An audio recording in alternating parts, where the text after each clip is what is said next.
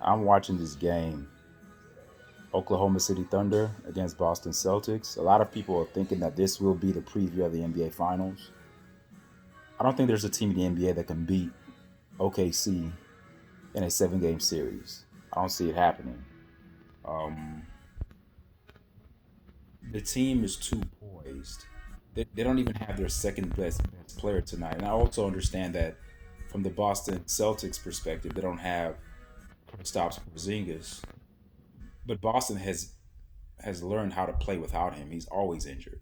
He's never available. So I think that the chemistry and the team camaraderie in terms of playing without a key player goes on the side of Boston. They have the edge in that department because they're used to playing without him for such a long time. And Shea Gilgis Alexander, I know people are gonna leave comments and say that I'm committing blasphemy. He's the second coming of Michael Jordan. Now, this is what I mean by that. I don't mean that he plays like Michael Jordan. I just mean the ability to control the game like Michael Jordan did. See, I remember I'm old enough I'm old enough to have watched Michael Jordan play, and when his team played, you just had this feeling that no matter what happened, that Michael Jordan would have a say so in the outcome.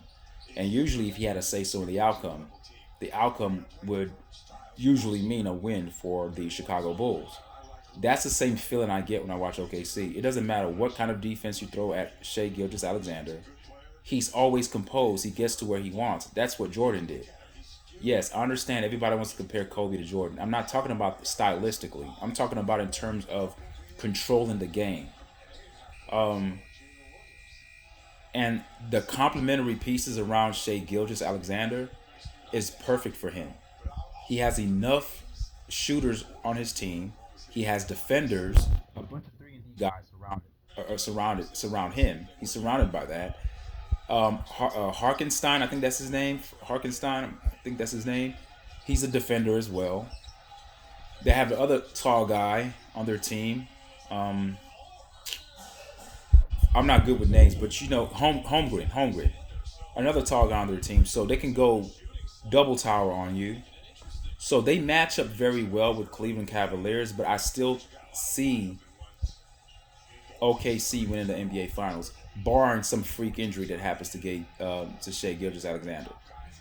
And another thing that he gives off the Michael Jordan aura to me, it's not it's not the guy from Minnesota. It's not him. All right, it's not Ant Man. It's not Anthony Edwards.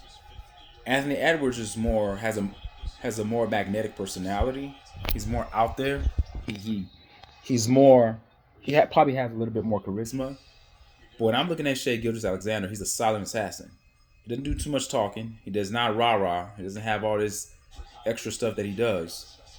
But I see a coach and a player. When I say the coach for OKC, I don't know his name, but the coach for OKC, I just can't remember his name.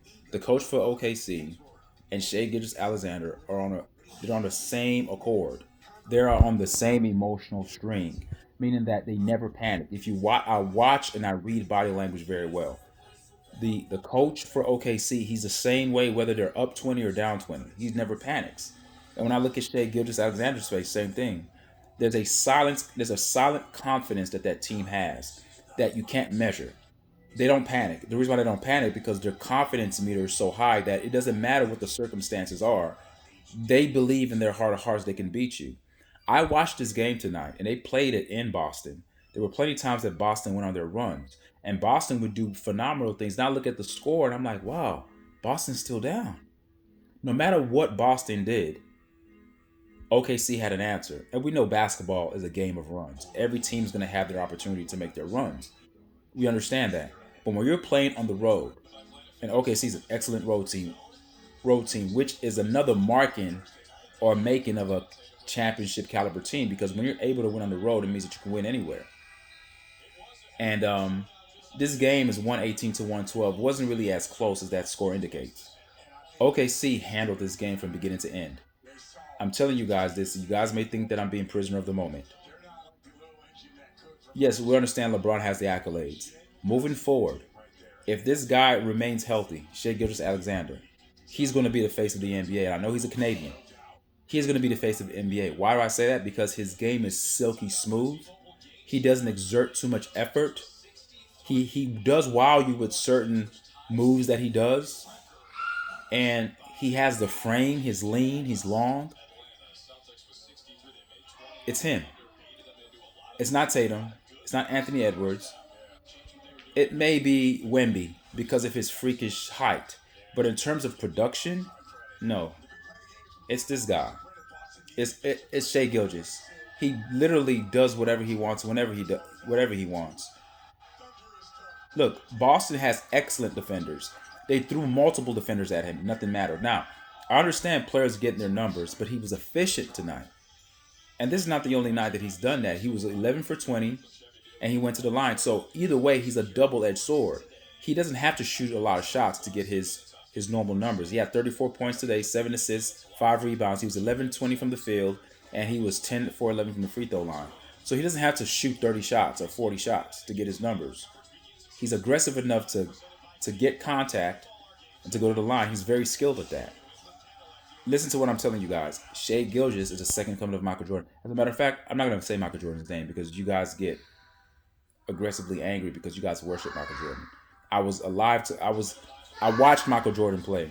The same feeling I have when I watched Michael Jordan play is the same thing I get when I watch Shea Gilgeous-Alexander. It's it's just calm.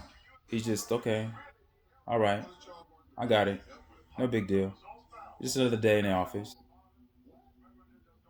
And that's what I see. So I'm not gonna say he's a second coming of Michael Jordan. Let's just say he's the next wave. He's the next Shea Gilgeous-Alexander. He's the next him. Keep watching this guy. He's gonna take over the league. He's already taken it over. He's winning MVP this year. He's winning MVP this year. Um, and I see OKC winning the NBA Finals. Leave a comment. Tell me what you guys think. All right, peace. Remember, as I always end my videos, I always tell you guys that your health is your wealth. All right, bye.